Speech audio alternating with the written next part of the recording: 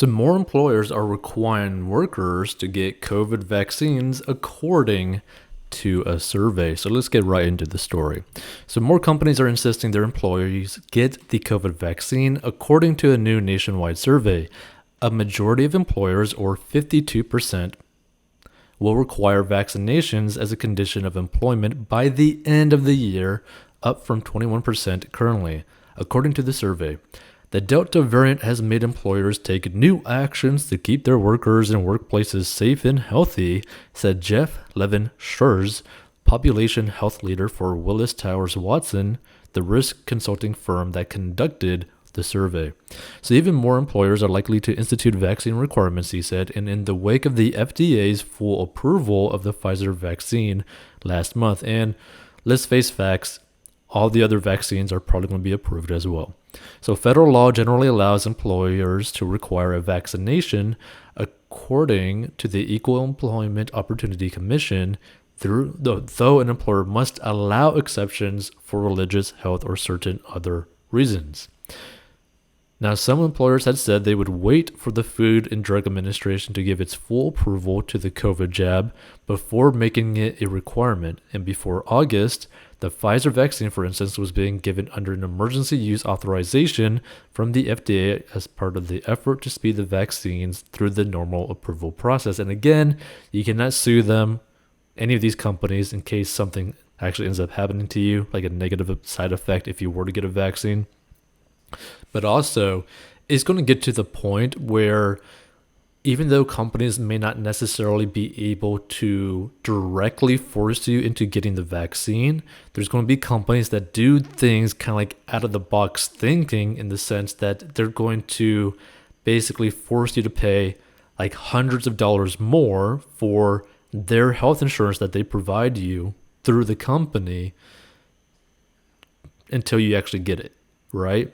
So there's going to be potentially ways that they're just going to fire you outright, or they're going to go a roundabout way into forcing you to get a vaccine. And a lot of people feel many different ways about this, right? And that's perfectly understandable. The only thing is, depending on where you work, this might be something that you might not even really have a choice in it, right? For example, if you have a lot of debt, if you're living paycheck to paycheck, if your financial foundation is completely destroyed, you might be in a situation where you can't say no to getting a vaccine. But if you're debt-free, if you have no responsibilities to anyone, basically, or there's like no bills technically you got to pay every single month, or you're basically screwed, you could say no and go find a different job, right? Or start working for yourself, doing something, or start working from home and all this sort of stuff, right?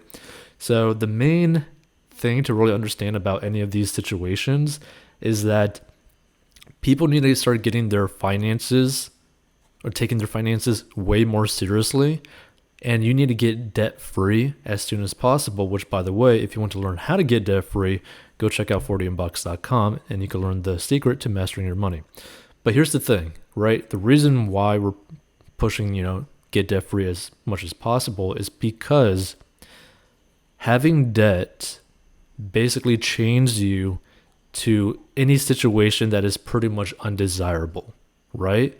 And look, people have different views on vaccines, but we could use any other example other than vaccines, right?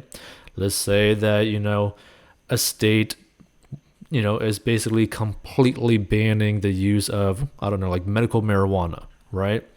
And you're someone who believes in that. You're someone who wants to partake in that. Well, if you're living paycheck to paycheck and you have massive amounts of debt, right? Like student loans, credit cards, you're like basically drowning in a sea of debt. You're basically screwed because you have basically no money to go move out of state to a state that more aligns with your beliefs, right? And this is the same situation with someone who potentially might be leaning more on the right side of the political spectrum, but is living in California and they have no financial options available to them because they're so burdened by debt, by their financial situation, that they can't just go leave the state, to a more free state like Florida or Texas or Tennessee that aligns more so towards their political viewpoint on the world. So now they're basically stuck in a sea of sharks all around them, right? And again, you could reverse the whole political thing, right? Like, it doesn't really matter, but to really understand that, like, you got to have like that mental image of basically you could be in very undesirable situations in your life due to you basically not having financial freedom to the point where you can't basically just give people the finger and walk away. Like, that's the problem, right? There's so many people that are living paycheck to paycheck. There's so many people that have so much debt that is like crushing them that they could even be making like $100,000-$200,000 a year after taxes and be living paycheck to paycheck, right? Like, think how crazy that actually is. You could be making $100,000 to $200,000 a year and living paycheck to paycheck. No one should ever be in that situation, right? And here's the thing. It doesn't matter what income level that you have, whether you're making $10,000 a year, $20,000 a year, $50,000 a year, $100,000 a year, $1 million a year. Everyone has the capability of becoming debt-free and having a very strong financial foundation to the point where you have a more free life. Because that's the thing that you really need to focus on, is trying to have as much freedom as you possibly can, because a lot of people don't really understand the effects of situations like this, right? Because you're going to end up putting someone into, like, you're basically getting pushed against the wall, and you're going to have basically no choice but say, yeah, jab me in the arm.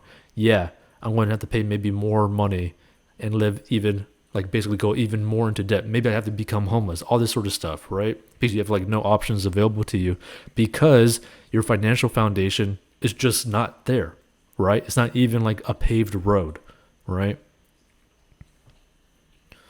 Now, among employers that haven't announced a vaccine requirement, nearly a third, or 29%, say they are planning or considering making vaccination a requirement to gain access to their workplace, and 21% are planning or considering vaccination as a condition of employment for all employees. According to the survey, which included 961 companies and was conducted between August 18th and 25th. So among the companies that have recently implemented vaccine requirements for some or all of their employees are Citibank, Facebook, Goldman Sachs, Google, McDonald's, Amtrak, and Cisco. Now, some have even threatened to fire employees who refuse to get vaccinated, and companies are also requiring for new hires, as a growing number of job postings illustrate. So Andrew Challenger, Senior Vice President of the executive outplacement firm Challenger, Gray & Christmas, said his company's surveys of companies throughout the pandemic never showed more than 3% of firms that would mandate a vaccine. But then the dam broke over the last 3 or 4 weeks when we saw dozens of Fortune 500 companies saying they would require vaccinations among their employees, and it gave a lot of cover for smaller companies to follow their lead, he said.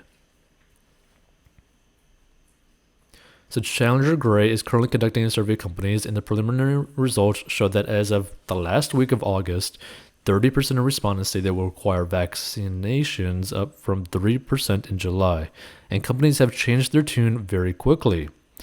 Meanwhile, in the Willis Tower survey, less than 20% of companies are holding out a carrot for employees, including a payout of up to $200 for workers to get vaccinated, while 2% are offering a discount to vaccinated employees or imposing a fee on those that have not gotten the jab, according to the survey. And another 17% are considering health premium rewards or surcharges to encourage vaccinations. And I basically mentioned this before, that there's going to be companies, and there's companies already basically saying that they're going to charge like an extra $200 for their health insurance if you have not been vaccinated. So that's the thing. They're going to add so many different pressures against you that, like, if you don't have a strong financial foundation and for some reason you do not want to get the vaccine, you might not even have an option, which is very scary, right? Like, you don't want to be in a situation where you're not even given the option, right? Or you don't have the freedom to make the choice because of your financial situation. Like, that's just like very depressing. It's like basically, the way I see it is basically the equivalent of doing a job that you hate that makes you want to potentially off yourself, but you still have to do it because you have no choice, because you have people that you got to care about, that you got to take care of. Like, that's just like a really crazy and sad situation. So Delta Airlines recently announced that unvaccinated employees will need to pay an extra $200 a month for their health benefits. Okay, so it's Delta Airlines. So defending the surcharge, a Delta Airlines spokesperson pointed to the cost of the average hospital stay for an employee with COVID, $40,000. The surcharge would apply to the entire workforce, and a proof or documentation of vaccination will be needed to avoid it, the spokesperson said. In most companies, where 62% are not relying on the honor system and are requiring proof of employees' vaccinations, according to the survey. Meanwhile, many companies say pandemic-related procedures aren't likely to end anytime soon, and nearly 40% of employers expect their pandemic-related policies to stay in place until mid-2022. Now, here's the thing. Now, a lot of people may not even be aware of this if you end up listening to this or stumbling upon this episode, but so there's some companies that are like requiring proof, right? But not too long ago, there was actually people and multiple people selling legitimate COVID vaccination cards, meaning they could literally forge doctor signatures or just pay like an unscrupulous doctor for their signature and literally pass off like they got the vaccine when they didn't. But they have a legitimate card and you can't prove them wrong, right? So this is the problem when you mandate vaccines without also mandating COVID checks, right? And also without mandating a vaccine that is actually truly 100% effective on preventing the spread of COVID. That is the problem. It's very difficult to mandate something like this while also not doing these other things to truly make it effective. Because this isn't actually going to make it effective because there's still going to be people spreading COVID when they're vaccinated. So this is going to get really interesting to see what happens later on. But, feel free to give your thoughts if you stumble upon this episode. But again, this isn't like a situation where like we're talking about whether or not you should or should not get the vaccine.